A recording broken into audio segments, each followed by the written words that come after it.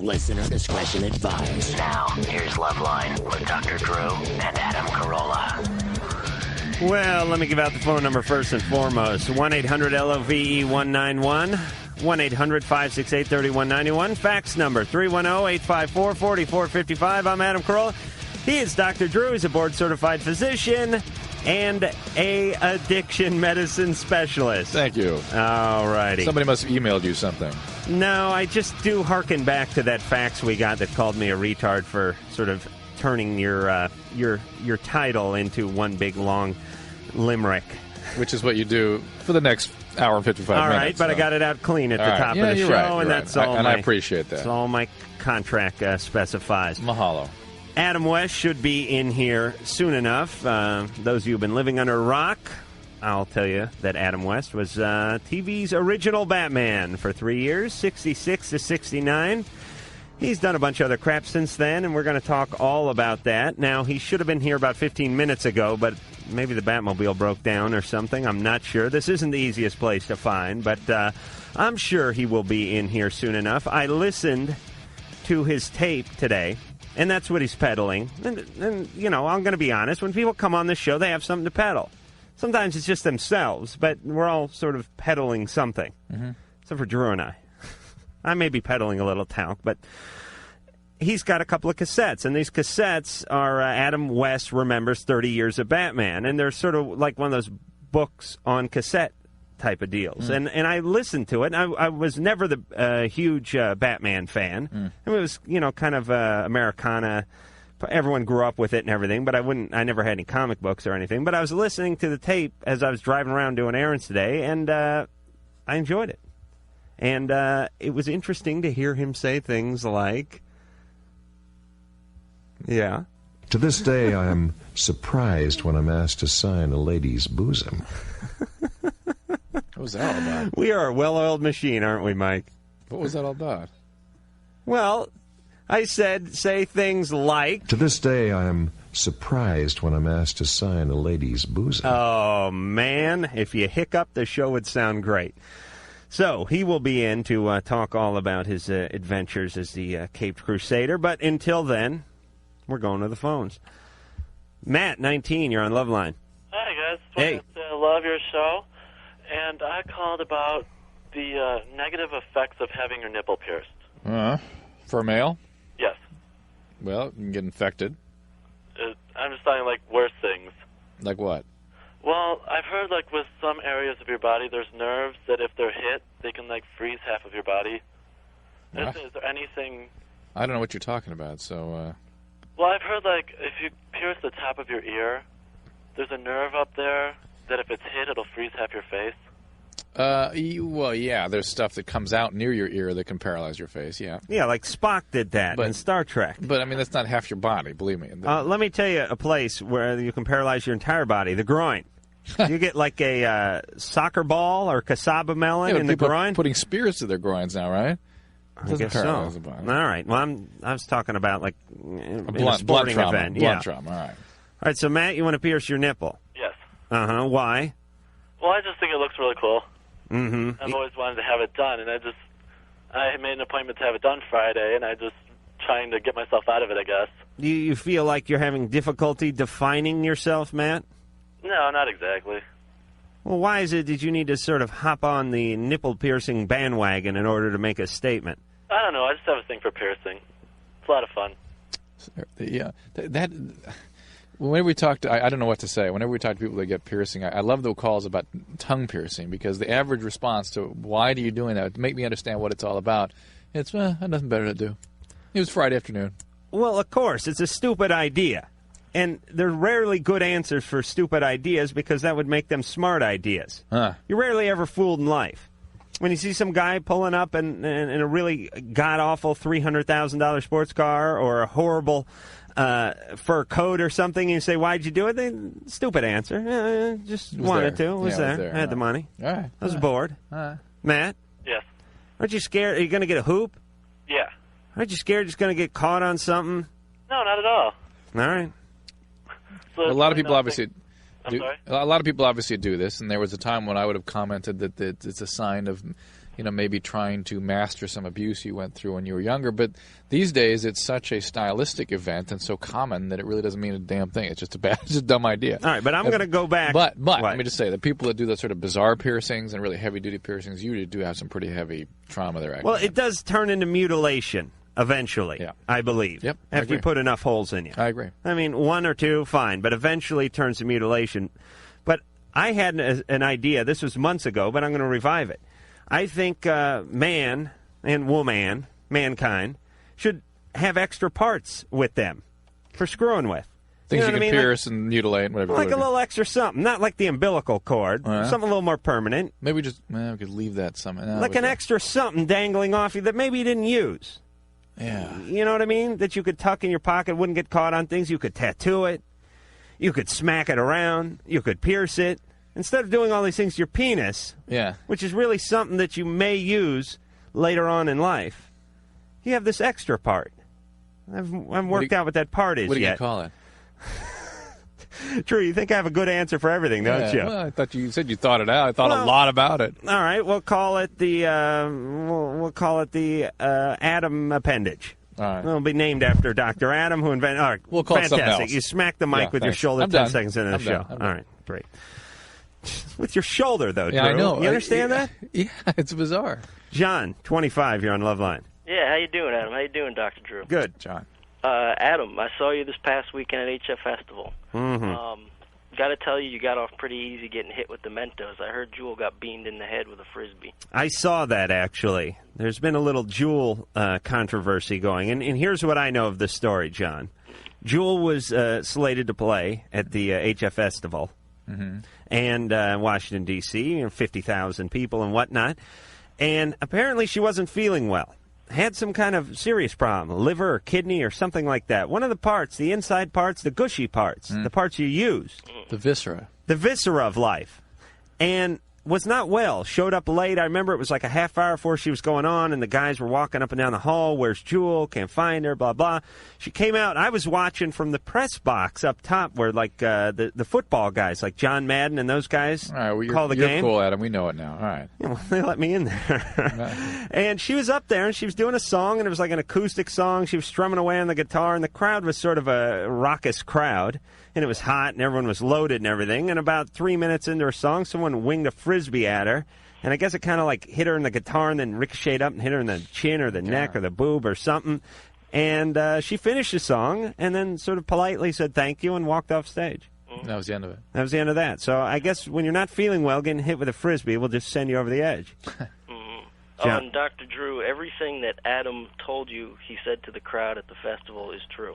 Well, John, I feel greatly relieved now. Thank you. So, yeah, your worst fears are confirmed. Yes, wonderful. All right, John. Yeah, I just realized I can't let you travel anywhere without me. All right, well, you go next time. I don't care. Oh, Christ. John? I think I'm addicted to slam dancing. I've been doing this for at least 10 years now. Injuries do not seem to deter me at all. I'm starting to wonder about myself. I think it's borderline masochistic or something. Yeah. When there's no concert to go to, do you just throw yourself from wall to wall in a hallway? I do get itchy, though. I got to have a Since we've been kind of talking about self-abuse, self-mutilation, do you have any habits along those lines? Have you ever cut on yourself? Do you ever get some piercings? Oh, no, not at all. So it's purely the slam dance thing? Yeah.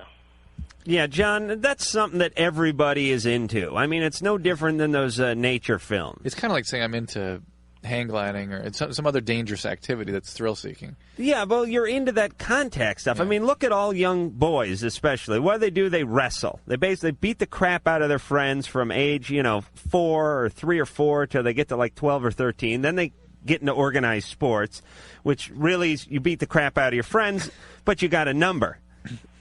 And it's a little more organized. And then you get into something else where you beat the crap out of someone. You get into slam dancing or whatever. I did all that crap. I played football. I used to go to the concerts and get in the mosh pit and everything. But at 25, you should get bored of it. It's time to move on. Well, I haven't really. That's the problem. Well, why don't you play hockey or rugby or something like that? Did it. Still do. Okay. Well, John, maybe you got a little brain damage because of all the contact sports you've been involved with, and that has sort of stunted your growth. So when you're 25 numerically, emotionally, you're only 15. Is Is there like a 12-step or something you can do for this? I don't think so. I don't think so. But I mean, it's interesting. I mean, I sort of get the sense that he may be a thrill seeker, and thrill seekers do tend to have addictive potential. But they're really nothing like that. I mean, you can go to Emotions Anonymous. We have bigger fish to fry as a society than starting 12-step programs for adults trapped in their adolescence. Though God knows that would cover a lot of people. Angela, 20. Well, who mosh? Hi. You're on Loveline. I have a question about married men masturbating. Okay, my brother-in-law, both of them, I have two brother-in-laws, and they're both married. I'm married. But they were both caught masturbating by their wives. Mm-hmm. And I haven't caught my husband doing it, but I did ask him about it, and I asked him, why do you guys do it? And he just kind of said, I don't know, we just like pleasuring ourselves. But I just want to know, is this something healthy marriages that happens? Well, let me put it this way. When a man gets married, does he quit brushing his teeth? No. Does he stop taking showers? No. Does he quit watching TV? No. Does he stop enjoying the splendor of nature? No.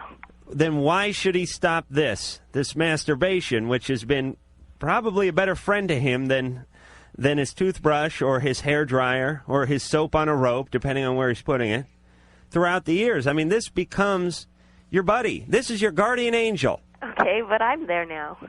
Yes, but you will never take the place of the hand. You can slow down the hand. You can impede the hand. Sometimes the hand will even go on sabbatical and gather a little dust, but ultimately the hand will always be back. Now, if I do ever catch him, would it be a good idea to just let him finish by himself or join in? Now, you'd think I would say join in, but these are kind of separate things. I've talked with guys about this a million times. No. Yes. Why have I never had that conversation with anybody? I do not count you bizarre. I do not count you as a guy. Oh, for Christ's sake. Technically, yes. I still haven't gone for a complete junk check, so I'm not sure. But, Angela, this is separate. It's not necessarily a sexual thing. Drew, please, back me up here. I'm trying to, but I can't. Masturbation is not purely a sexual thing for males. It is a way of life. It's a habit. That's right. It's something you do. Okay, so if I ever catch him, I should just close the door and leave him alone? Well, don't look at catching him. Okay. As a matter of fact, if he's ever in the room with the door shut, wait till he comes out. Okay. Even if there's a fire, just leave a note on the counter. Dear, had a problem with the crock pot. I hope you didn't mind, but I didn't want to disturb you. And if he's in the shower and the water's running interrupted for hours on end, don't tap on it. Don't tap on the door. Give him his space. Ultimately, he's just going to resent you if you impede upon his masturbatory habits. Okay. All right? Okay, so it's nothing to worry about. Nothing to worry about. Okay, Look at him as practicing for you, except for he's thinking about other chicks he was with before you. But other than that, he's practicing with you. That's really... So maybe that's a function it serves. It sort of acts out that the wanderlust. You're cheating with your right side is basically what you're doing. I see, all right. Yeah, and it's true. You cannot masturbate to those who are in the same apartment or same house as you. It's a cardinal rule of masturbating. That's the first rule. Gwen, 19, you're on Loveline. What's the second rule? Hey, guys. My question is about how can you turn a guy off by wanting him too much? How is that possible? You want to know? Yeah, I guess that's why you're asking. Drew, Yeah. I can think of a lot of things, but I'll hear what you have to say. Well, men are hunters and gatherers. They go out and hunt women, and they gather boobs and other parts. Okay. And they're in that mode. They're in the. This is back to the Groucho Marx. Well, no, Drew, please do not confuse things for a moment. All right.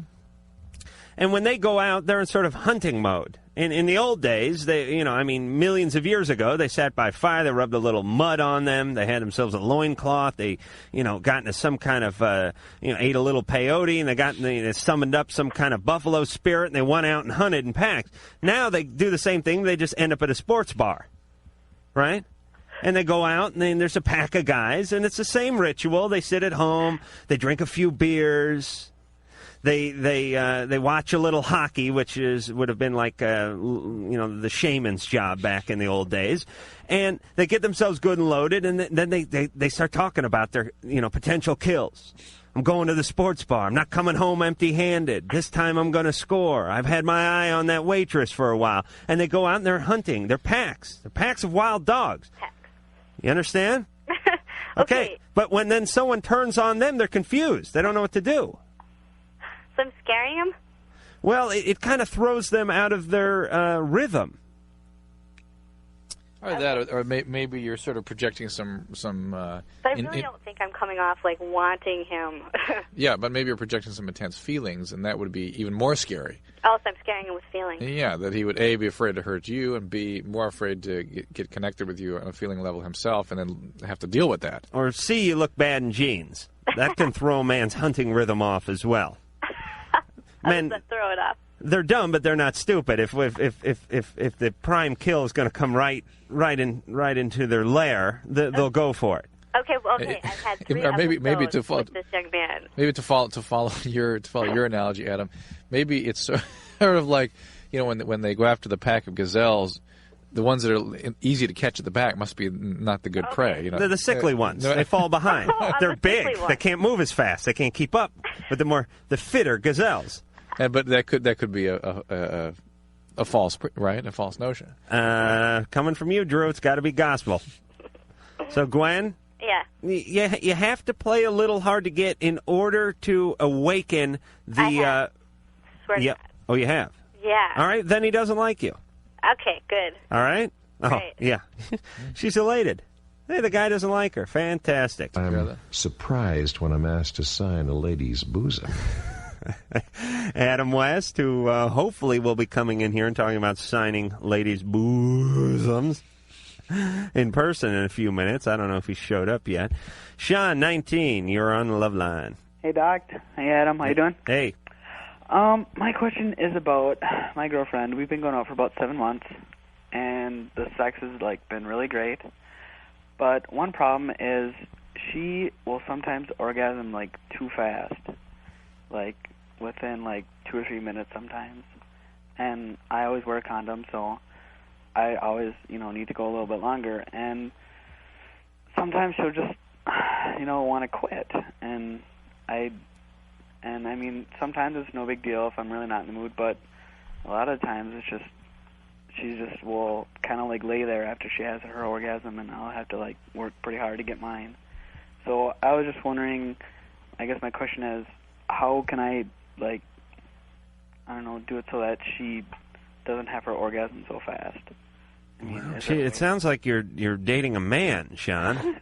I know. That's what I thought, too. When I first started going out with her and when we first started having sex, I was really surprised because I always heard that it's, really hard to make a girl have an orgasm. But she's just really in touch with her body, and it's just, I don't know, she's really She's a little too in touch with her body, Sean.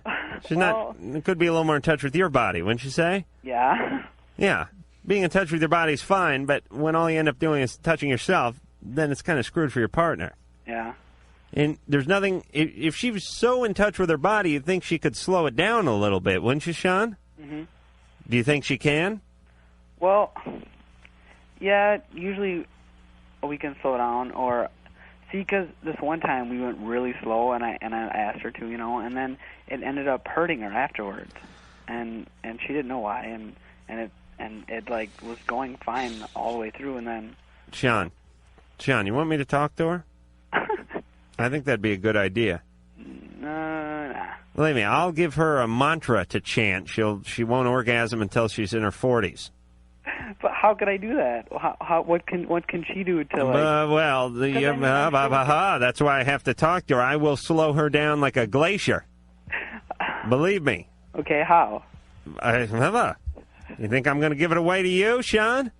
Well, I gotta know. This secret in the wrong hands, especially your hands, which you're using a little too much on yourself, quite frankly, could be very dangerous things, Sean. I can only impart this directly to your girlfriend. Do you understand? I guess I understand. All right, so apparently you don't want the answer bad enough. Well, I do, but... All right, then we're going to put you on hold. and you can give your phone number to the lovely Sherry, and I'll impart my secret advice, something I haven't done ever on this show. Oh, my goodness. I don't even keep it here in the studio. I have to go get it. I've never... Oh, really? Oh, yes. It's under my sink with the nudie magazine, so I'm going to have to run home and get it. Keep it in a mason jar. It's hermetically sealed, and we'll be back.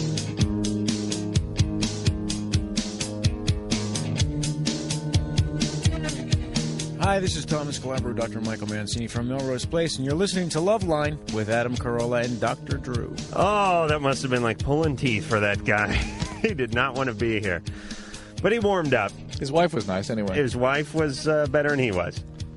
All right, let's not start trouble. They're a joyous group, and we wish them the best. Let me get the phone number out. 1-800-LOVE-191, fax number 310-854-4455. I'm Adam Carolla. He is Dr. Drew. The show's Loveline, and we have another Adam in the studio. That would be Adam West. Yes, I'm here. You know him as Batman and many other things. And one thing I'd like to compliment you on, I listened to the cassette today, or both the cassettes. Adam West remembers 30 years of Batman. And I was not, as I stated at the beginning of the show, I was not a fanatical Batman fan. Liked the show, thought it was kind of neat and innovative. It was fun when I was growing up, but I never collected the comics or anything. But the tape was real interesting. Thank you. To hear how the thing started and to go all through. And, like, I had no idea all the celebrities that had done the cameos on the show and just all the celebrities that were on the show as villains and whatnot throughout the years. So it was a good tape. And the compliment is I saw the Look Well pilot that Conan O'Brien wrote or co-wrote for you back in like the mid-'80s or later 80s? Later 80s. As a matter of fact, it was almost 90 when we did that for NBC. And by the way, the first part of your remark, thank you very much. And we edited this down from 8 hours of Adam West sitting around and reminiscing about Batman and all those wonderful moments and those days and misadventures, from 8 hours down to 2. So this book on tape is 2 hours. I'm guessing you just kept the real good stuff. Well, pretty much, yeah, sure. The juicier moments. And it wasn't salacious. It wasn't what you'd call it wasn't like that Burt Ward thing. No, I would never trash the show or others who were in it, Right, but it was kind of interesting. A lot of it was just interesting from a technical standpoint. Mm-hmm. The costume and the materials and how the set was designed and all that stuff. Well, the interesting thing is people over the years always come up to me, usually wherever I am, and ask technical questions. They want to know things that I never even thought about very much, like how uncomfortable were the tights? Was the cowl hot inside? What was in the utility belt? Who made the boots? And it goes on and on. What was the car originally? Did you ever get into Julie Newmar's pants? Stuff like that, right? Just her boots. Okay. Where was she wearing her boots? I guess is the question. But it wasn't a Burt Ward came in and did the morning show here at K-Rock. I guess it was about 8 or 9 months ago now, and ballooned up, by the way, big man now. But he came in and he wrote a book. Now I never read the book, but apparently there was all kinds of stuff in this book and lies. I'd imagine you would say. Well, the interesting thing and fascinating and probably complimentary in a sense is that Burt referred to me, I think, first of all, he established women as being plankton, and I was a giant whale swimming through this plankton with my mouth yawning open, consuming millions of tons a week. And wow. He made me sound like a combination of Don Juan DeMarco and Dennis Rodman and Daffy Duck. So very a sperm whale, pardon the pun. Yes, that sort of thing. And that wasn't even in my utility belt. But you never took in that many women. No, and, speaking of his book, I know you want to address this thing, and I think that Burt did somewhat of a disservice to himself because he could open a deli. There's so much baloney in this book. Let me ask something. I think Bert wants a sex change operation. Is he? And this not to disparage him at all. Yes, we don't do that. But is he okay? Is he? I mean, really? I mean, is because there's a little dementia. No, not to dementia, him. but there's a real kind of expansiveness. Oh, to he's him. freaking nuts, is what Drew said. Well, no, I mean, is he? No. I mean, yes. not, and I really don't mean to put Adam on the spot. Is he okay? I mean, Well, I'm not his personal physician, nor have I observed him at first hand, so to speak, for many years. I suspect that Bert is not entirely well. Okay, because there's such a distortion, there's such a difference between your perceptions that it makes me, and I'm speaking purely in the abstract, not about him necessarily or anybody else, but that kind of expansiveness and that kind of distortion suggests something, almost biological is causing that. So. I could only, I suppose, in the most flattering way I can conjure up, just say that he seems to have a great deal of energy. Well, now, before I go on, I suppose I should consult. Have you met my lawyer, manager? Yeah, he's the guy who wouldn't let me in the building. Yeah, I came in here about 9:30. I was banging on the door. I was going to let me in. He's like, could you show some ID? Well, he has a law degree from Harvard. He's also an ace show business expert. He is a manager and a lawyer. Oh, for Christ's sake, the kiss of death. Mr. Max Pizzazz, gentlemen, and I won't go on until I consult with him. Max, come over here, please. Can I say any more about without trouble? Yeah, you can talk about him, but for God's sakes, don't talk about Julie Newmar now. Got it. Don't tell any secrets. Thank you, Max. God, we're on. Yes, that was very discreet. You just slipped me a bill, for God's sake. Oh, the years in the theater, doing and probably playing the Catskills, I'm sure, has trained you for this moment. All right, so Adam, you read Bert's book. We'll move on from Bert, but did you read the book? No. Okay, there's all sorts of stuff about, hey, baby, slide on the bat pole and all that stuff you probably heard about. Oh, yeah, I have heard right, about all right, it. So it was a travesty, all a lie. Although you did get a little trim back then. It wasn't something you weren't the sperm whale. You were more a grouper. Well, I'm sure the book's very funny. Yeah, okay, sure. So you look at it. We had a marvelous time when we did the show, and if... He did say that, too, by the way. If things have changed... He spoke very positively about the experience. He just had some interesting perceptions of it. Yeah, if things have changed, I'm a little disappointed because the last time we were together, it's like you two guys. The moment you go on the air, you have this...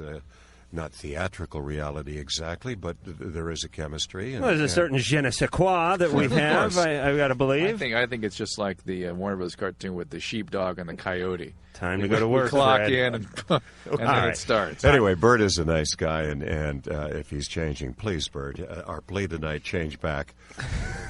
Montana, 20, you're on Loveline with Adam West. And by the way, Sean would not let you talk to the girlfriend. Yes. Sorry. Thanks for getting us back to that. Hello. Hi, Montana. How's it going? Good. Say hi to Adam West. Hi, Adam. How you doing? Are you near the Freeman? Havana? What? That's just her name. Oh, yeah. Yeah. You're not...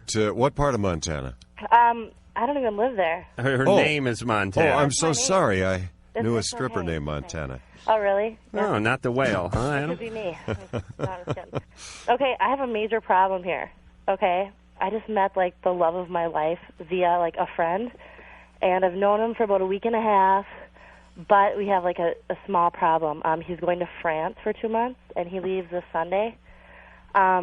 So we've hung out, we hung out all last week, and we hit all, these clubs and just had, a total blast. And he was the one to pursue me. And I was just, because I've been kind of dogged out by guys. Yeah. Did you consummate the relationship? Yes. Yeah. Okay. And he's going off to France on vacation? No, well, he's studying. He's going to be studying for 2 months. Oh, he's going to be studying women's walks from some cafe while he composes bad poetry. Intro to anatomy, something like that. You see? Let's go to France. There you go. Yeah. Via the sidewalk. Loaded on white wine. Yeah, but this guy's really cool. He's older than I am. He's, older and stuff. Not that much, but anyway, so we've been hanging out, having a great time, and he's like, I really want to see you when I get back, but I don't want to make you, promise that you'll be here waiting for me because that's selfish. And I'm like, hey, this guy's kind of cool, Okay, so Montana. Yeah. It's a 2-hour show, please. Okay, I know. I'm bad at telling stories and stuff. Well, that's okay because I'm interrupting. Okay. He'll be back in 2 months, correct? Yeah, but listen. See, okay, so anyways, I haven't talked to him in 2 days. He's, like, leaving this week, so he told me, he's like, I'm going to be busy for the next 3 days. I'm going to be working my butt off. He's got 2 jobs. And I haven't talked to him, but I've left messages. And I haven't heard from him, and I'm totally waiting. All right. But he said he wants to get together before he leaves. Am I being a stupid girl? Or yes, let me say, there's a French word. It's called finis. Is that French? Fini. Fini. That's French for banging women in France. Yeah, he's not like that, though, I don't think. I don't know. He should have been returning your calls, Montana. But listen, though. I mean, see, Maybe I'm being a dumb girl. Maybe you should understand it in Italian. But see, Arrivederci? Finito. Finito. He told me, like, I know he works till like 10 at night, and he has 2 jobs, and I figure there's life before me. I mean, he's known me for a week and a half. All right. Listen, Montana. Okay. Please listen. I'm listening. You're working overtime trying to talk yourself into this situation. I know I am. You're just spinning your own wheels, hearing your own voice in your own head, and trying to convince yourself as hard as you can that this guy's a great guy. Yeah. Okay? Adam, what do you think? Well, I just feel that, Montana, you should not call him again. Yeah. He knows that you've called. Let him go to France, and you go to Walla Walla. But the point is... Good. That's a good one. Yeah, the point is, just do your best to do what comes naturally and next, and not think too much about him. And take it from Adam, he's sucked up more plankton than Jacques Cousteau. Yes, I have, and I've been in France, and I know what happens. Where young man's fancies turn to in the City of Lights. Well, as a matter of fact, my wife is French, and we go there every year. So what I'm going to do, Montana, when we go soon, I'm going to look for him. Where is he? Well, I'm going to keep my eye on him for you. And we'll have Adam West put a hit on him. And when we get back, we'll talk a little more to Mr. West.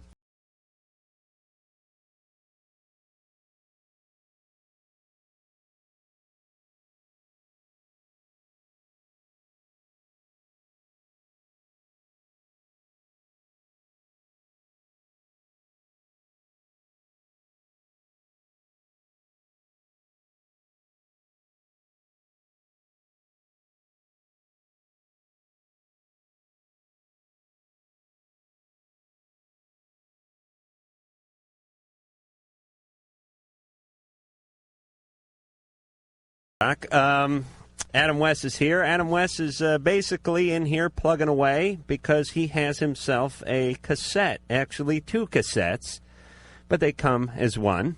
And it's called Adam West Remembers 30 Years of Batman. And I rarely listen to too much material before the guests come into the show because I like to keep it fresh and I'm extra lazy.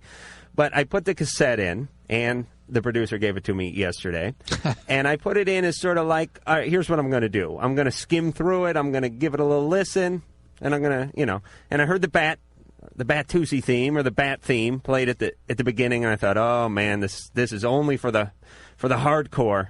Right. You got to wear the outfit to the convention in order to be into this tape. And I started listening to it, and I was like, all right, I'll give it another 10 minutes, then I'm going to flip over to the Dean Adele show. Because I enjoy the other doctors of the world. Yes. And I just kept it in all the way home. And then, now this sounds like BS, but when I popped it out of the car, I went to the car wash today, I popped it in a little Walkman and was walking around the car wash listening to it. Huh. And I really enjoyed it. It sort of chronicled the whole thing and gave a lot of neat little stories. And Adam, you did it, and you have a nice narration, a nice narrative voice. And it didn't sound too much like you're reading, and it came across real good. Thank you so much. We had about 8 hours of material, and it was edited down to 2 hours, and I just sat there and read it and kind of reminisced. And we were just sitting around the campfire there in the Bat Cave with a can of beans and reminiscing and telling stories and lies. Now, you didn't eat any beans before you came in tonight? No, certainly not. Okay, no, good. It's close quarters here. But... If you want a copy of... what would that phone number be? How do people get hold of that, Adam? A little book on tape. It's a very catchy number. Why don't you give it to the kids? Oh, sure. 1-888. It's toll-free. 1-888-BAT-ADAM. Bat Adam or Bad Adam? Bat, B-A-T Adam. It's easy to remember. 888 Bat Adam. Yeah. Bad Adam, they get some stuff about Adam Carolla, I suspect. Right, but Bat with a T, you would get it on Adam West, and you would get it on the Batman years. And it's my little gift to the fans, believe me, and it's only $19.95. Right, so. it's a little gift to the savings account, too, isn't it? Well, it might help, yes. Okay. I have large mortgages. But mostly for the fans. He has kids in college. Yeah. And are they? You have kids in college? I have 2, yes. Not junior college? No. Okay, good. No. All right. They're not slackers. Maximilian, 16, you're on Loveline with Adam West. Oh, hey, how's it going? Good. Okay, I need to speak with Dr. Drew, and... Yeah, Max, what's up? I'm very worried. Mm-hmm. Okay, anyway, so I've been taking this antibiotic. Actually, I stopped taking it because, well, I noticed that I was getting burning sores on my schwanker. And they went away once, and I started taking the medication again. Then it came back again, got progressively worse, and now I have these big red open sores all over my weenie. It's like, it's terrible. Drew? Do you have anything in your mouth? What? Anything in the mouth? Like your weenie? No. Any sores in the mouth? I don't know what you wanted. No. Well, I do have those little mouth sores. Because there are certain sort of what we call collagen vascular autoimmune reactions where people can get sores in mouth and genital areas. That is not an infectious phenomenon. On the other hand, have you ever had these before? Yeah, I've had these sores a lot. On the genitals? No, on my lips. But how about the genitals? No. Adam, did the bat shorts ever cause any strange chafing or heat rash or anything like that? Well, I think that's the key word, a bit of chafing, yeah, but I really sympathize out there with you. Golly, not being a physician or having examined your groin. Thank you for that. But Dr. Drew, please go on. I mean, we got to help this. Do you have anything on your hands at all? No. No sores on the hands. It is possible that somehow you transmitted a herpes virus from your mouth to the genitals. Yeah. It is possible this is some kind of other disorder, something, as I mentioned, some collagen vascular problem. It's possible this is some kind of peculiar drug reaction. Yeah. You need to go see a doctor so somebody can look at these things. These are distinctions that certainly can't be made on the radio. Are you sexually active? No, I'm not. Okay.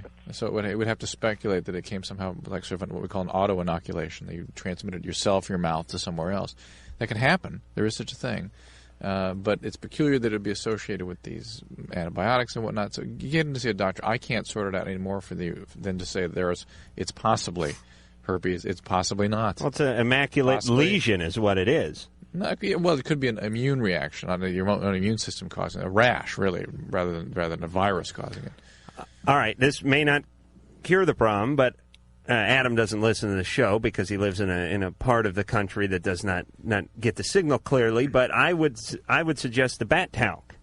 Dumping a little of that down the shorts, it certainly couldn't help. Right, Drew? Couldn't help, that's right. Ducky Day. Hey. 23. Yes. I was just wondering, what's the average age of a man when he loses his sex drive? 23? Ducky, how old are you? 23. Ducky. Yes. Are you? What are you? I'm a female. Oh, you are? Oh, okay. I don't know why Ducky Day. I thought was a boy's name. Because we had that Ducky fellow in here that played Ducky. Oh, yes. I'll come up with his name on the way home. All right. You want to know? Ducky. Yeah.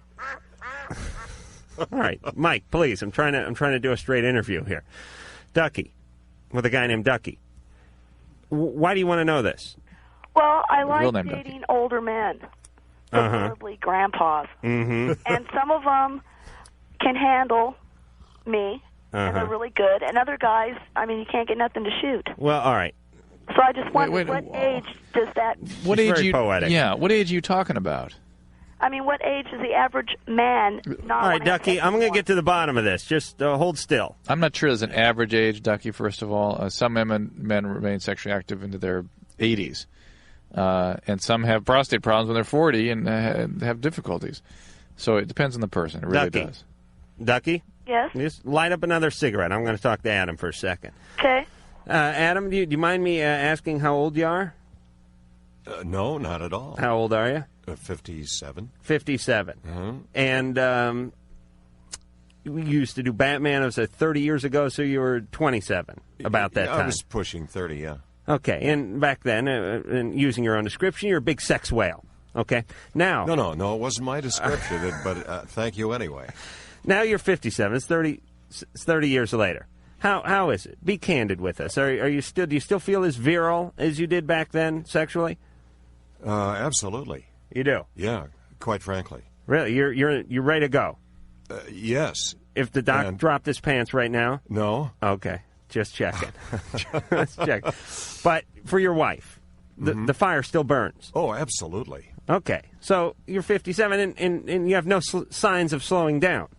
No, and I think that does vary with the individual, definitely. Right. And not everyone is Batman in the sack, but there is sex, well into the 70s and even 80s for a lot of guys. Absolutely. Yeah, I still get curious stirrings of my utility belt. I was waiting for that. I heard that's how George Burns died, by the way. He was getting a Hummer. Oh, okay. Everyone's pissed off. Guy died when he was 100. Ducky? Yeah.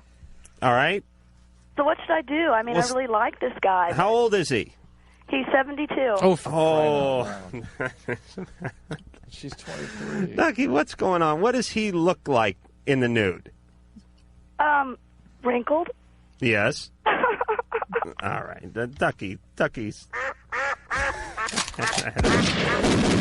had it up to here. Ducky, let's talk to Adam for another moment. It'd be interesting to talk more to Ducky and find out what is her deal. But Ducky's nuts. That's where she's hanging out with Burt Ward somewhere in some padded cell. Okay, now Adam. Yes. Now you probably don't want me to bring this up, but Lady Chatterley's Lover. Was that do I got the right movie? Mm-hmm. Because I saw that when I was probably 13. They used to have like on TV. It was called a little cable thing they had out in the valley, and the folks would go to bed about 11:30, and about 11:45 I'd slide in the living room, and for a month they ran this Lady Chatterley's Lover. Now this is basically. It's a famous story. Drew, you jump in because I've never read a book. But basically, this is tasteful. You don't want to call it porn by today's standards. Softcore, tasteful, adult eroticism. I think that's a fair description. Yeah. Nice costumes. Adult eroticism. It was barely softcore. No, it wasn't even that. What year was that? In the later 70s? Yeah, I think so. And now you didn't go naked or anything. I don't think we got to see you nude.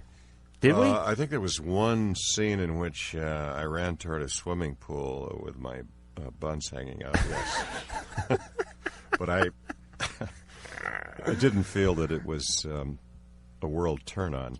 No, although at 13 I was really ready to take whatever you could give. Hey, nude is nude when you're 13. I don't care if it's the Batman's ass or what was her name? What was the beautiful? Mrs.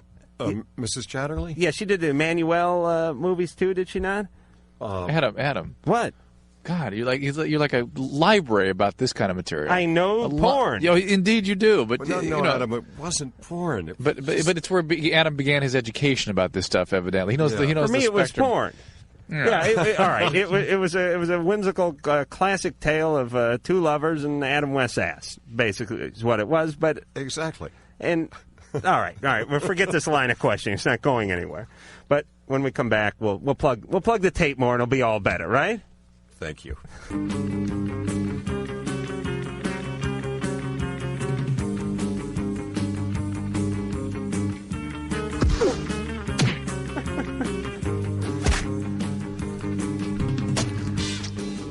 Pow! Listening to the lovely tape, Adam West, tapes I should say, I should correct myself again. Adam West remembers 30 years of Batman. When I saw Batman, I was 10. When it came out in 1966? Mid-season, 6'6", 6'7", yeah. And isn't that the mark of the devil? I was 2 years old, but I remember seeing it when I was a little kid. Devil man, what? And I remember thinking to myself, this is phony. Come on, this is goofy. Because I didn't take it from a comedy angle. I didn't know everyone's tongue was in their cheek when they were doing it. I thought it was a serious crime-fighting show and a little bit phony for a serious crime-fighting show. But now that you see it as an adult, you realize it was real innovative television. I was like 7 years old, and I remember I loved it. That age, really. Oh, stop kissing ass, and Drew. I remember, I'm just realizing I hear the music. I learned to play it on the piano. That's how into it I was. I mean, you want to talk about that, Adam? Well, I played it on the drums. No, there were 3 10-year-olds, Adam. Yes, I've heard this before. 3 other 10-year-olds who didn't get it. I'm sorry you didn't. Well, there's 4 now, buddy. We're going to start a support group. Parents of kids who forced them to watch Batman and they didn't get it. You know, I talk about some of this stuff on my new book on tape. What was the phone number for that tape in case people want to get it, Adam? Let me look it up here. Yeah, it's 1-888-BAT-ADAM. And it's a toll-free number. It's $19.95. And this is the 30th anniversary of our television show. Mm-hmm. And it's playing all over the world, as you probably know, twice a day on FX. And it was just voted, tied with Lucy, as the most popular show of all time. Wow. And in the USA Today poll, the most popular show of the last 2 decades. Huh. So really? You guys were tuned in, I think, to the right show. And we'll be back in 10. Back here with Adam West on Loveline. I'm Adam Carolla. He's Dr. Drew. The phone number, 1-800-LOVE-191. The fax number, 310-854-4455. Reminiscing with Adam West about the cult. Well, anyway, it's not even really cult because it's cult, but yet it has a mass appeal. It's mainstream, too. Batman. And we're going to take a few more calls, and later on we'll talk a little more about Batman. Paul, 14, you're on Loveline with Adam West. Yeah. Hi, Paul. I'm an anorexic, manic depressive, and I feel that people who hang around me only do it because they feel sorry for me. Do you confront these people about that? No. I have been out of the psychiatric ward about a month now. Yeah. And I don't know. Who are these people that hang around you? Just girls from school. No, it's not sympathy. Your family hanging around you, that's sympathy. Well, your dog hanging around, that's sympathy. One of your best friends, that's sympathy. But girls from school hanging around, that's not really sympathy. Because I was in the psychiatric ward for attempted suicide and manic episodes. Mm-hmm.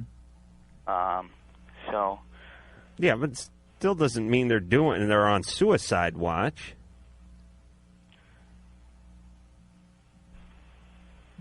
Paul? Yeah. What makes you think that these people are just around you for sympathy? Well, they're around for sympathy. My other friends are around for kicks.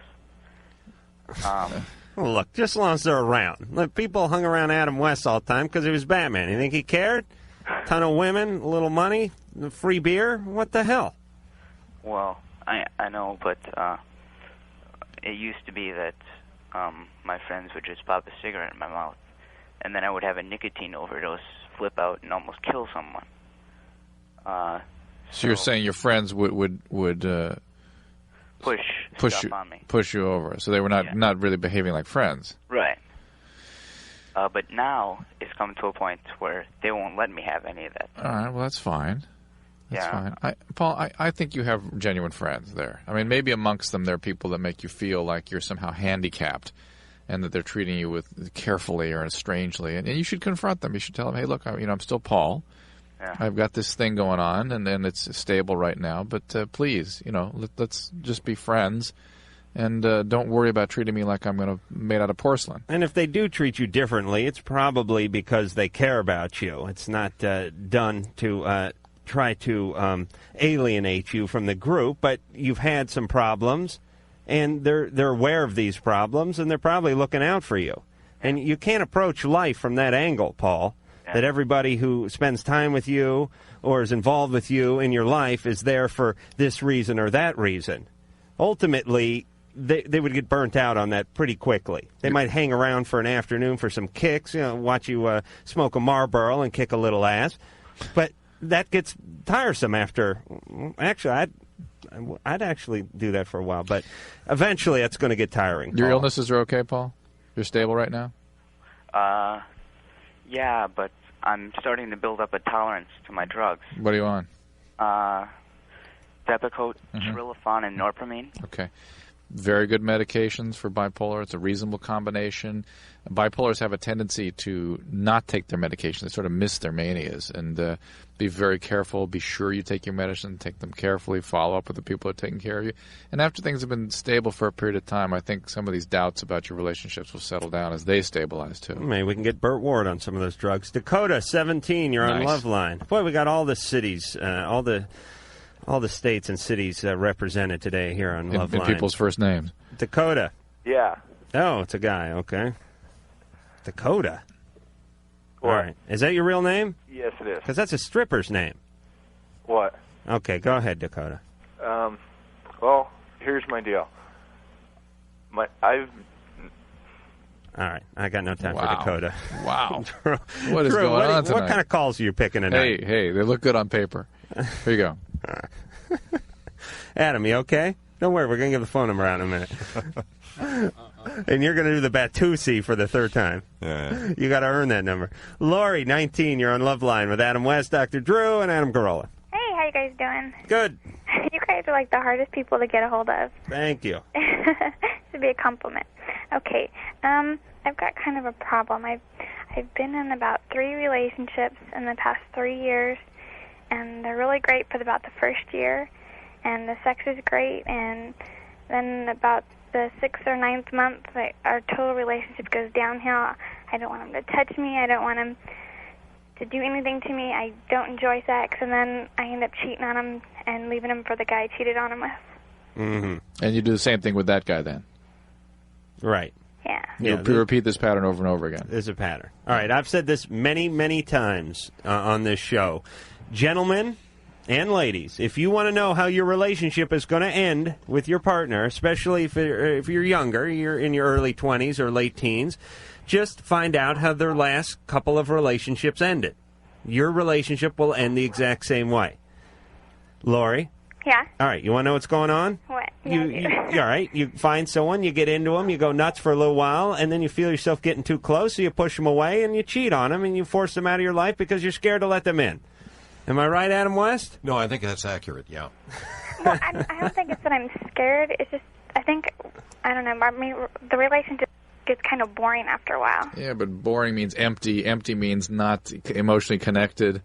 And you don't allow that connection to happen because you're afraid of losing it. Or you're afraid of the vulnerability. Drew, delve into her past a little bit, please. Well, I mean, a lot of 19-year-olds do this kind of thing, Adam. It doesn't mean she was traumatized. Or were you? Or did you have a difficult childhood in any way? No, not really. Yeah, I mean, I think by accident, I suspect somebody's going to sneak in and you're going to open up to somebody and find a more meaningful relationship. Be more careful. Here's Hold on, Drew. Stop punching the mic, for Christ's sake. Just it's the third time tonight. Second time. Here's a pragmatic piece of advice. Have a moratorium on relationships for a little while. End the one you're in, which you intend to end anyway. Don't jump from relationship to relationship because you are not going to break this pattern. Sit back, be by yourself for a while, find out how you feel about yourself, about your relationships. You may be avoiding some feelings by sort of addictively or compulsively pursuing these relationships. Figure out what it is you actually want in a relationship and slowly go forward and try to develop that. All right, you off your pine box for just 1 minute. You got off the soapbox. The high horse has not gotten out of the barn in a while there, Engineer Mike. Why don't you wake up? Drew's high horse out of the barn. Thank you, Engineer Mike. Let me say this, Drew. I'm going to bring up something that just jumped into my mind. I can't wait. Okay. When I bring up a person's past, their history. Yeah. You blow it right off. Oh, a lot of 19-year-olds are up to this type of nonsense, you say. In one ear and out the other. when you decide to bring up a person's past, like, for instance, was your dad an alcoholic? Was there any history of alcoholism in the family? Right. You pine away like you dig like a 49er until you strike gold. Because I do it when you it's scratch appropriate, and claw. when it's going to be there. No, I don't do it just your idea. That's it's when my you, idea because it's appropriate to bring it up. And at when that I point. bring it up, it's not appropriate. Correct. You blow it right off. Oh no, not necessarily the problem. Does Lori have that problem? I'll tell you, if you'd brought it up, you would have found the problem. But if I'd brought it up because it would have been there somewhere, because there would have a reason for it. Okay. There would have a higher probability of it being there. Okay, Moses, fine. I'm going to talk to Adam West for a minute. You stay over there. Adam? Yes. I'm so tired of both of you. I just really. We're going to talk about Batman now. You just won't let me say something appropriate. Oh, you are? Yes. Oh. And we're going to talk about... No, it's okay. I'm just teasing. But that last call, I think that it's very good advice that she end the relationship and not start another one. Right, because she's into a negative cycle. Of course. And the chain She's must got be to broken. break that cycle. And not only that, there are some people, and usually rather immaturely, who are afraid to accept love. And... All right, we're done with her. We're going to talk to you again.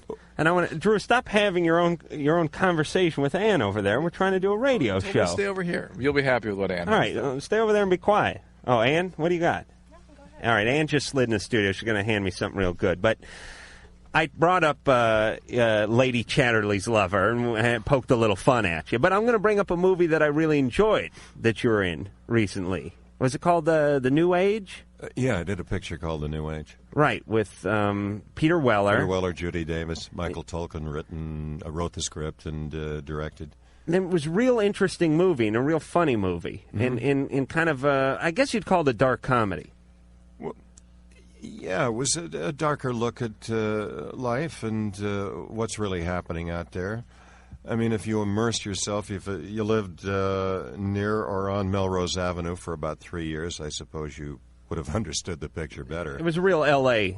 type of thing. A very hip and sophisticated film, I think. And I think it probably didn't clean up at the box office, but it was well received critically. Mm-hmm. And I went and rented it. I must admit, but I enjoyed it. So there is something, The New Age, that Adam West was in that he did not bear his hiney in. It's true. Unless you get the director's cut, in which case he's prancing around naked the entire movie. I've been fortunate enough to do 3 pictures in the last 7 months. Oh, really? Yeah, and then I just came back from Canada where I did Goosebumps, the Stein books, and they're very popular. What movies did you do in the 3 movies you do in the last 7 months? The one I finished looping last night is called Joyride. And no bare buns, but I play a guy who's pretty desperately awful. And so it's a different kind of role. And you mentioned Chatterley. Maybe I have no taste, but the point is I love to work. Right. And I do just about anything that comes along. You're an actor. You act. Well, sure. I've been shot out of cannons at circuses, just anything. Right. And occasionally have to act nude. Well, yeah, but you learn. You learn your audience, you learn your craft, and I'm ready. All right. Now, what is that phone number? For what? That phone number for Adam West remembers 30 years of Batman. It's 1-888-BAT-ADAM. It's toll free. And for the 30th anniversary of Batman, I have a new picture book coming out. Mm-hmm. Exclusive, never before seen photos from Batman. Are you?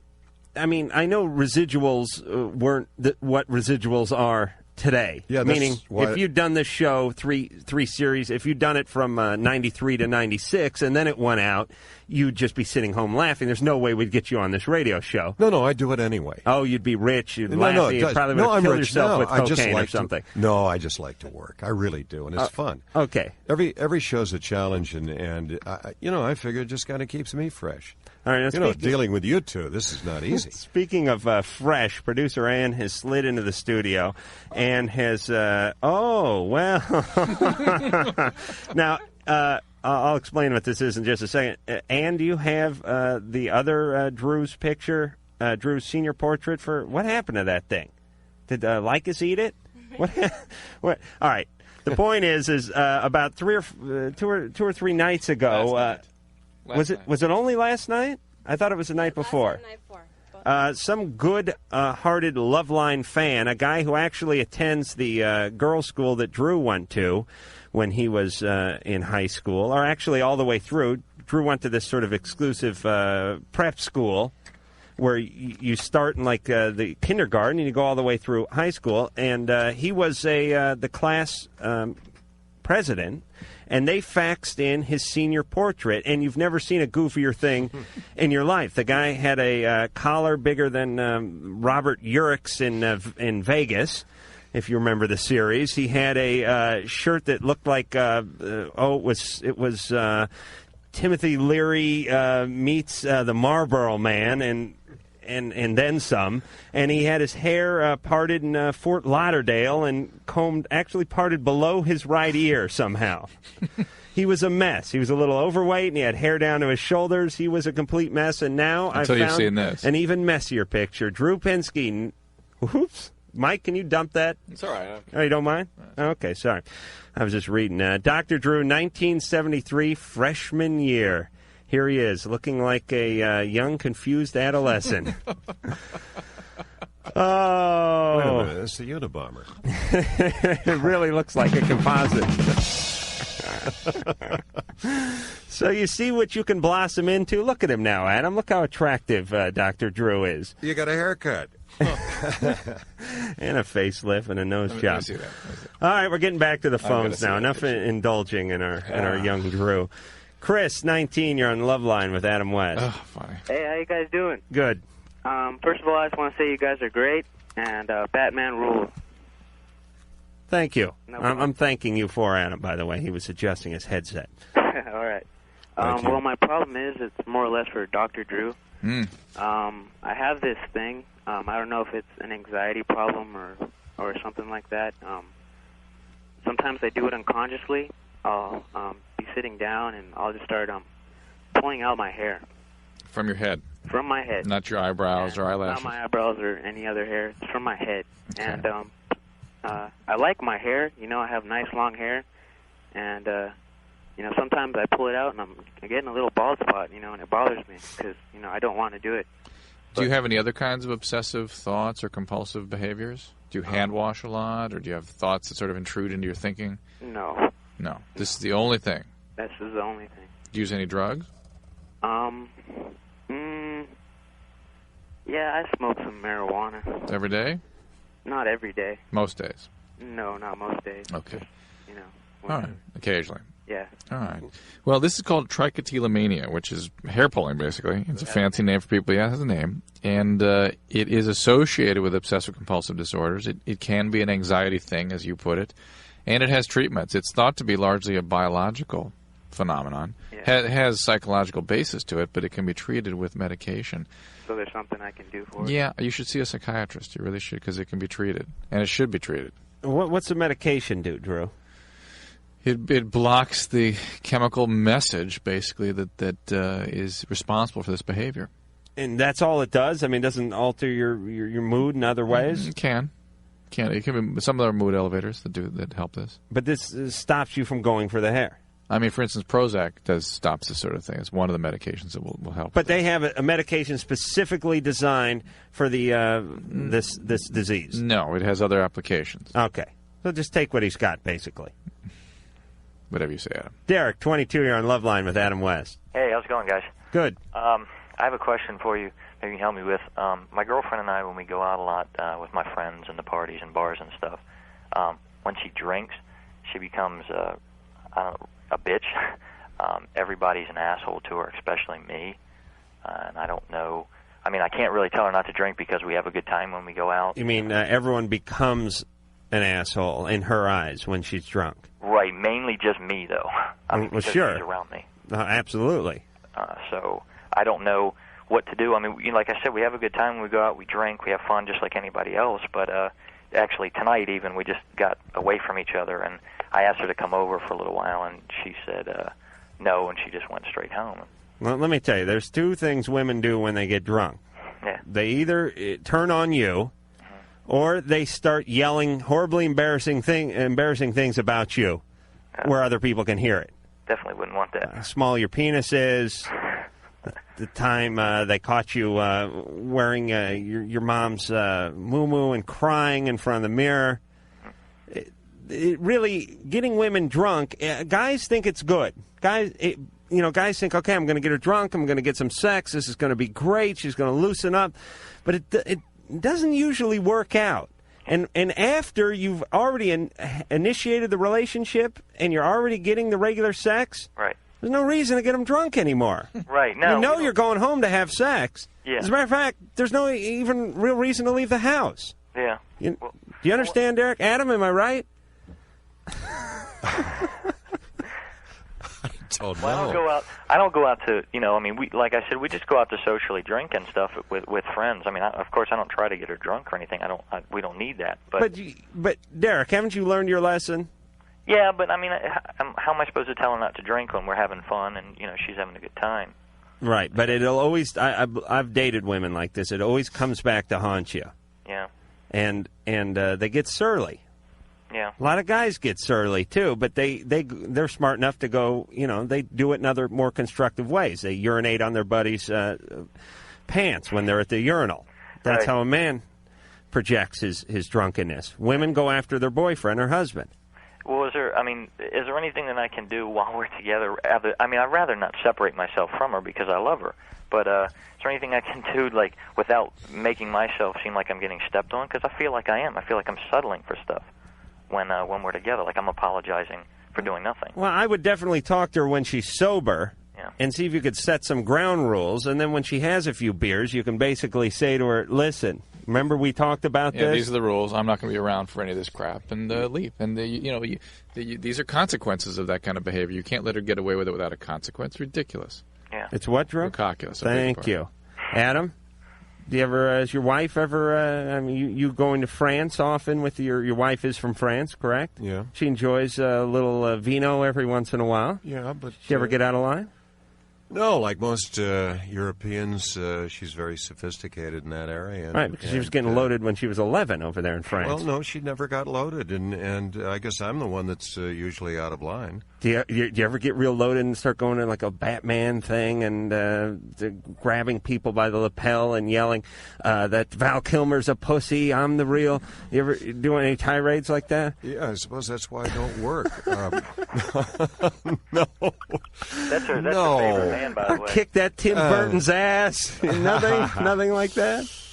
I don't know. You might find a twin and try to date her. Yeah, you need a drunk girlfriend and a sober girlfriend. Gotcha. All right, Derek? Multiplicity.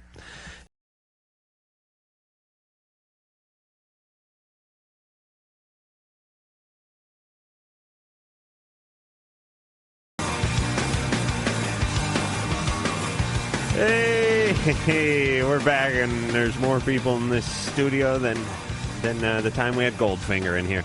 1-800-LOVE-191 is the phone number. 310-854-4455 is the fax number. I am Adam Carolla. He is Dr. Drew, and he is Adam West. And Adam West is here tonight telling us a little about the old Batman days and talking also about his new cassettes, which is entitled Adam West Remembers 30 Years of Batman, which I listened to all today and which I really enjoyed. And like I said, I wasn't a big fan of the show, and that doesn't mean I didn't enjoy the show. It's just I wouldn't call myself a Batman fanatic, and I really enjoyed it. I thought it was really interesting and fascinating how this thing was all put together and the people that were involved with it, and was really surprised. And Adam, you know better than I, but some of the celebrities that were on this show over its 3-year span. We had, I think, over 250 guest stars. Now, some of those people would just appear out of windows as you were going up the side of buildings, right? They were the occasional window popper-outers, right. and Batman and Robin doing their famous wall walk. You never knew who was going to open a window and greet us.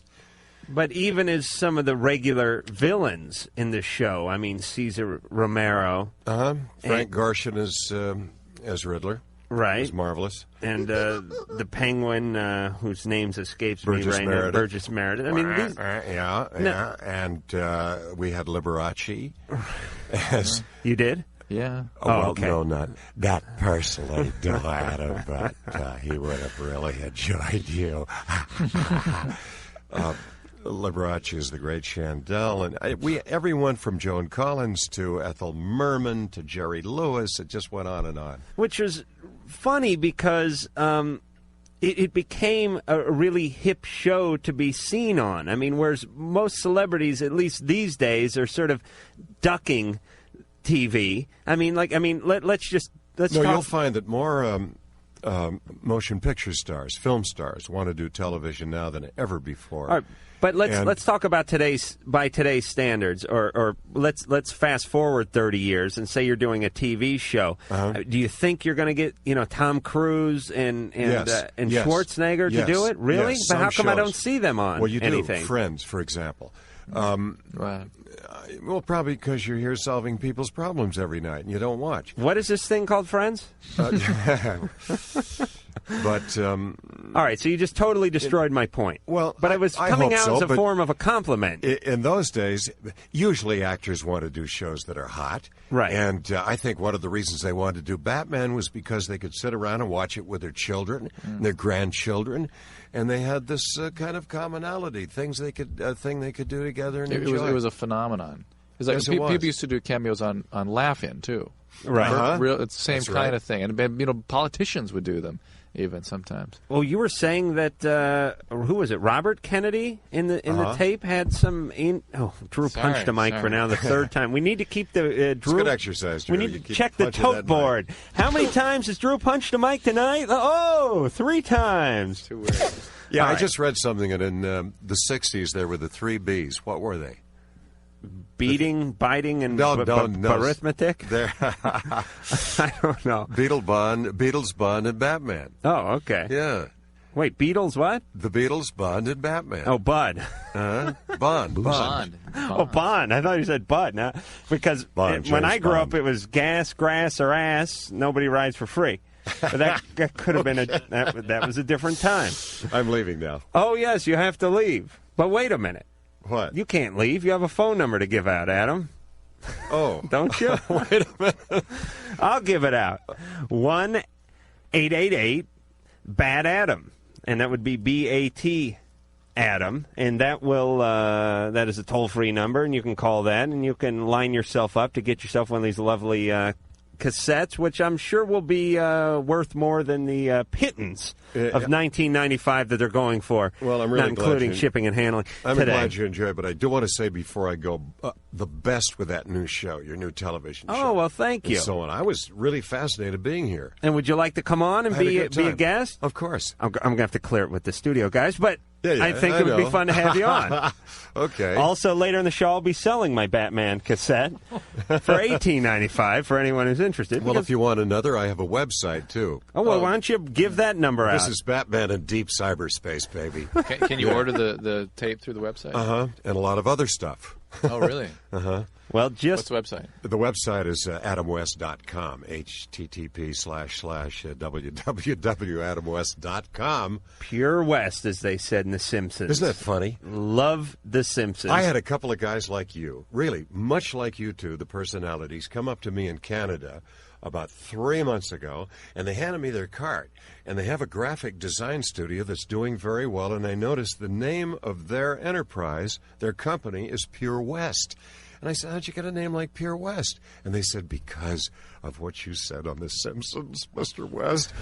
It's just Pure West. It was an awesome episode, and I love all the Simpson episodes, Yeah, but that they're really especially fun. was a good one. And I also loved The Critic that you're in, too. Yeah, with Johnny Lovitz. Love that show. All right. Thank you. All right, I now get- just finished playing a fox, Mia Farrow's lover.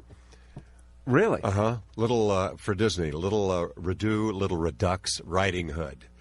When is It's this? a new version of Red Riding Is it going to be Hood. like one of their shorts, or going to be a full length? Oh, I think it's a full-length dealing. Wow. And I play her foxy lover, a little fox that she loves to cuddle in her lap, and who talks. When is this coming out? Kind of like this, Red. Huh? You're scaring me now. When is this due to come out? Ding. I'm not sure. You know what? I just... Because Drew has triplets. Drew has 3 triplets. They're 3 triplets. He has 3? 9 kids? triplets. No. He has triplets. They're 3 years old. They're nude most of the time, but they go nuts for the Disney stuff. And if you could give him some kind of advanced screening bootleg something, he'll give you a free prostate check. You know what? I will never bend over in here again. Again. Notice you said again. Yes, again, because I'm getting my hat and leaving now. All right. Well, thanks, guys. excused. Really, I enjoyed it. It was really fun. We thank you for coming in. Everyone, get this tape. It really was enjoyable. Do the Batusi at home, and we'll be back with more Loveline. I'll just Batusi on out of here. Greetings, citizens. Space Ghost here, and you're listening to Nighttime Loveline with Dr. Drew and Adam Carolla. It's swell. Tomorrow night. Experience complete enjoyment with your duder. Guest. It's peppy. Would be. Fun and informative. You can learn about your tinkies. Deaf. Or perhaps your wonky. Tones. Or maybe why your Twinkie won't swell. The guy's much better than I am. 1-800-LOVE-191. Fax number 310-854-4455. Remember what your grandma said. Yeah, my grandma said, if they're going to get rid of one of you, it's not going to be Drew. Lose him. Oh. Painful. Do you realize the kind of family I come from? Oh, yeah? What kind of family is that when your own grandmother cannot get with the program, is not on your side? Imagine that. I remember when we used to do the show with Ricky. Yeah. And I came home. It was some weekend. I was a little frustrated or something. And I was talking to my grandma, and she said, how's the show going? And I said, well, it's tough because he does a lot of talking. I don't get to, there were 3 of us in here. It was a little crowded. And I said, I'm frustrated because I don't get to say what I want to say. I think he does too much talking. And she said, well, I bet he thinks the same thing about you. I was like, what kind of crap is that, Grandma? That was it with that. I said, are you nuts? Come on. I can't even get my own grandma in my court. Wow. Can you believe that? Yeah, I can. But let's go on. We haven't had a call in half an hour. Come on, let's go. Wow. I was having fun with Adam West. I know you are. Michelle, 21, you're on Loveline. Yeah, I need some advice from you guys. I'm together with a guy named Brian, and for a year we've been having a long-distance relationship, but prior to that we've had a relationship for 5 years, and I've known him for almost 8 years. All right, so you knew him when you were a zygote, essentially. Oh, and then I can't stand everyone when they go, okay. Should know what a zygote was. All right, so then just go, do that stupid fake laugh that I do when I don't understand something. Okay. Oh, for Christ's Since you were an sake. embryo, okay? Since you were in the uterus. Since you were, smaller than you were when you were born. Okay, yes. Oh, okay, Sorry. Thank you. Okay, anyway, he moved to New York, and yesterday I got a letter from him saying that we need to see other people, meaning he wants to break up with me. And that's kind of what happens with long-distance relationships at your age. But I was gonna move out there, and we were gonna get married. We had already planned all of this. And let me tell you, he sent you a letter with that. Yeah. And let me tell you what we need to see other people. Well, let me translate that. I've started seeing other people. Right. That's what we need to see other people mean. A.K.A. finito. And by the way, they ought to just say, I would like to see other people. I mean, there's no reason you need to see other people. They need to make decisions for you, too. But I think they're just being polite when they say we. Well, they're saying you better, or else you're going to be hurt more. Okay. So, Michelle. Yeah. It's over, baby. There's no chance. I mean, don't do we're it. Supposed to get married. No, I know. No. Believe me. And I was going to live on Hawaii off the fat of the land with my good buddy Davey. That was my plan when I was 9. We're going to move to Hawaii. We're going to live out in the jungle like Robinson Crusoe. It didn't work. Wow. Yeah. All right? But you know what? It's going to be for the best. Laura, I know it's ridiculous to even have somebody say that to you now. It hurts so much. But would you even bother contacting him? I mean, would you? yeah, I think you deserve that. I mean, I think it's pretty weak of him to just deliver it in a letter. It is. But yeah, I think you need some closure here. I think you need to at least have a phone call. Probably you'll need some face-to-face stuff. But yeah, but let me tell you something. But don't try to rekindle it, okay? Oh, okay. But the sort of catch-22 of having the closure meeting, as it were, the closure phone call, the closure letter, the closure lunch, is you go in with an agenda. Yeah. If you don't have an agenda, somehow you're not interested in closure. That's right. Which is kind of weird, meaning if you don't want to get back together with the person, or you don't want to mace the person and then kick them while they flail about on the restaurant floor, you don't want to have the closure then meeting. you don't want to have the meeting. You're like, no, forget it. Yeah. Screw them. Well, just move on. That's okay if that's what she needs. But she really sounds like she needs to have something. I mean, it's almost like it's a big loss, and I'm sure she wants to at least have that confirmed by the person. Tom, 17, you're on Loveline. Tom's asleep. Oh, is he? Yeah. I can hear breathing. You can? Tom? I farted. Could that have been what that you could heard? have been it. That might have been it. All right. Engineer Mike, who's dutifully looking for the siren. Don't play it yet, Engineer Mike. I think I'm going to... That's not the card I was looking for, Mike, but I'm going to give a little of my subliminal suggestions to Tom over here. Interestingly enough, Tom's call had to do with the ills of pot Imagine smoking. Imagine that. I'm sure the house is ablaze as we speak, as the joint rolled out of his mouth and caught the bad white trash sofa on fire he dozed off on.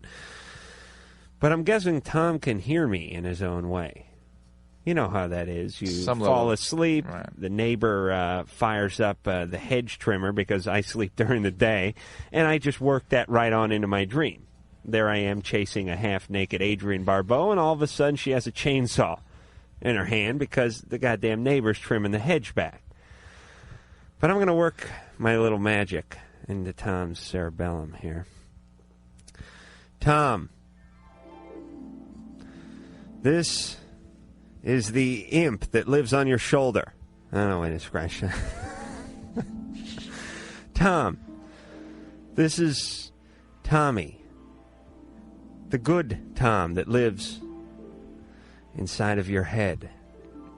The part that knows right from wrong, the part that knows good from evil, the part that knows up from down, the part that is going to steer you through the straits of life, the difficulties. There are going to be many challenges as there'll be a lot of challenging stuff in your life, Tom. There'll be the allure of illicit drugs, marijuana being at the top of the list. Your friends will coax you into smoking this. They will use their peer pressure to attempt to get you involved with this drug, which you're already deeply involved in.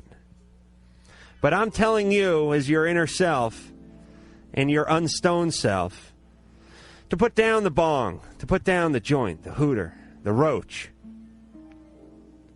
the bud, and to pick up the Bible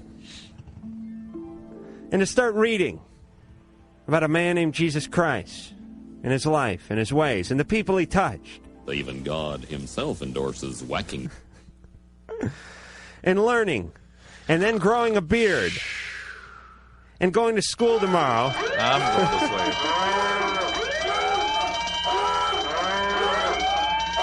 Tom? Tom? Okay. Well. No, they'll grow a beard. Let's grow a beard. Grow a beard, and I was going to tell him to go to school and start spreading the good news like a obsessed religious maniac. Tracy, 34, you're on Loveline. Hi. Hey. How are you? Good. I had a question for Dr. Drew. Mm-hmm. Tracy, you lesbian? No. Okay. Why are you asking that? I don't know. Just jumped into my head. Just a vibe, huh? Why are you asking that?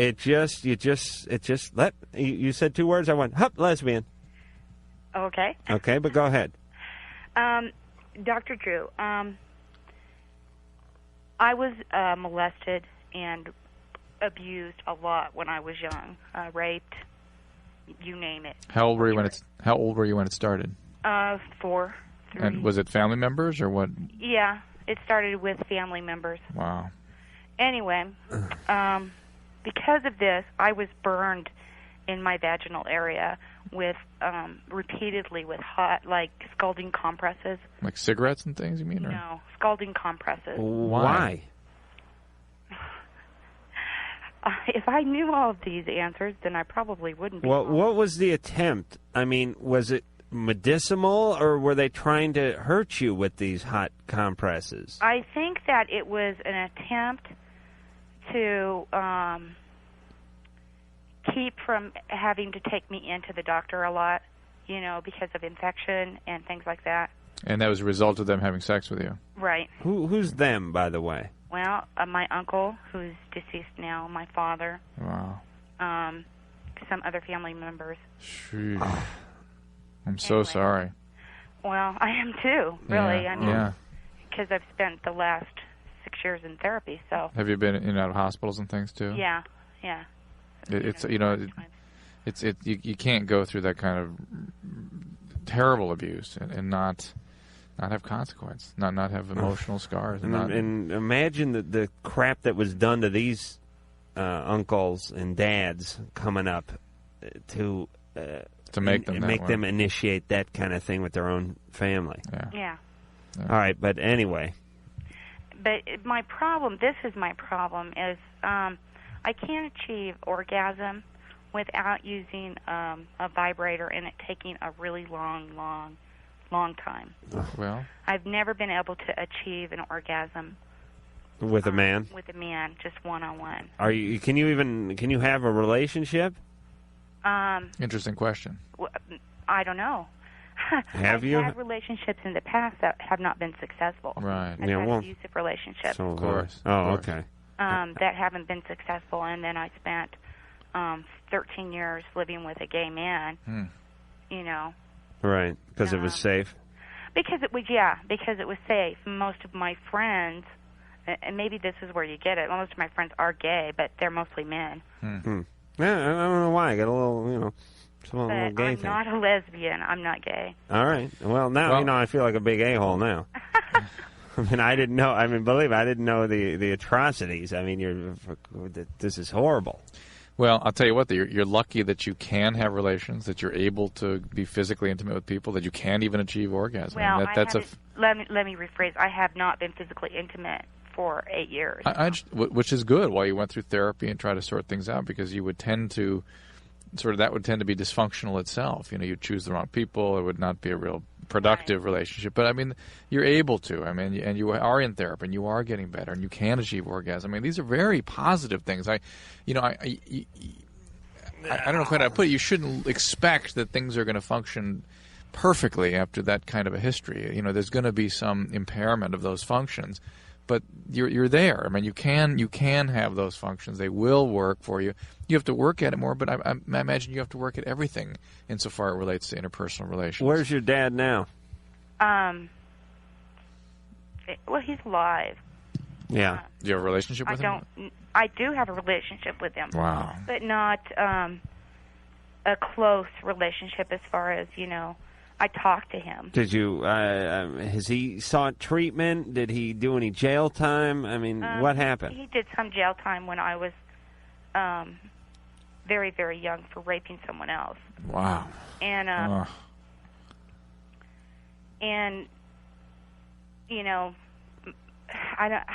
don't know. Family dynamics are so strange, Yeah. And, I mean, this may sound very strange, but I love him. He's my father. You know? Right. That's right. And that's if you just hated him, it'd be a lot easier. I'll tell you, my grandma never raped me, and I'm like just sort of so about her. But I do love him. He's my father. He did a lot of things for me besides what the awful things he did to me. All right, but yes, but they're all eclipsed a million times over by what he did. Although, I mean, you can make the argument that this guy was probably a victim of abuse as well, and you can sort of feel sorry for him. But you can't justify it. But you can't justify it. Well, you know what they say, you hate the sin but love the sinner, so to speak. All right, well, Tracy, I wouldn't... Yeah, all right, but anyway... You have to forgive. At some point, you have to forgive people. You do, so you can move on, because otherwise they just consume your life. Right. You know, I mean, it does nothing but... For a long time, I was just real bitter, and it did nothing but tear me up. Well, congratulate Tracy. To me, as tough and as painful as these things are to even hear about, I feel kind of uplifted by your call. The fact that you're in treatment, you're getting better, you can have relationships, you have great insight into these things, you're moving forward. I mean, it takes a long time and a lot of work, and it's very painful to get through these things. But it sounds like you're moving in the right direction, And most definitely. Ultimately, and you certainly wouldn't wish this on anybody, but people like Tracy end up probably knowing themselves and knowing human nature and being a little more in tune and in touch than people that just sort of cruised through life, because she had to examine the dark underbelly of life and her life. I mean, she had to go into therapy and dissect her life, dissect her family dynamic, and look into things that other people just sort of cure with a beer and a joint and some TV. And ultimately, there's a catch-22, because Tracy is scarred, and those scars will never go away. But I'll bet you if you just sat down and talked with her, as we just did, she's more alert, she's more in tune with her own emotions, and ultimately probably knows more about life, without trying to sound cliche, than the average person that just sort of middle-class family and cruised through life and never took a look at anything. So at least there's that consolation.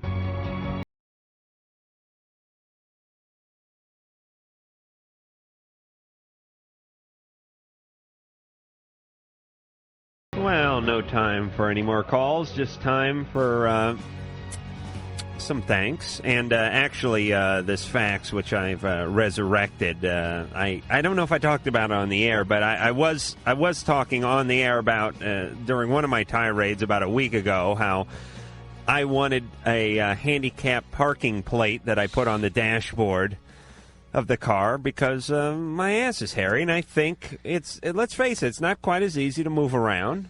People stare, they point, they laugh. I need a customized van to get in and out. And I want my own, I want to be able to utilize the handicap parking. That's a dream of mine. And here's a lovely rendition via the fax of a stick figure with a little hair on the butt. And anyway, it's something I can fold in half and put on the dash. So. It'd be on the plate. No phone number, no fax number. I want to thank Adam West for coming in here and having a good time with us. Media whore that he is. Oh, he was a nice guy. He was a nice guy, and I don't really mean that in a bad way. I want to thank the lovely Lisa for doing the phones tonight, the beautiful Sherry for doing the phones tonight, the angular one, Anne for getting down tonight, producing the show and doing a wonderful job as always, the one nut wonder, engineer Mike for being on his toes tonight and smoking a little hooch. I want to thank myself, Adam Carolla, and Dr. Drew for coming in here and not calling in sick. Again, tomorrow the Deftones will be in studio, and we will talk to you then. You've been listening to Loveline. The opinions expressed on Loveline, especially by Adam Carolla, are not necessarily those of the staff, management, or sponsors, or even the character voices. Loveline, produced by Ann Wilkins for Westwood One Entertainment.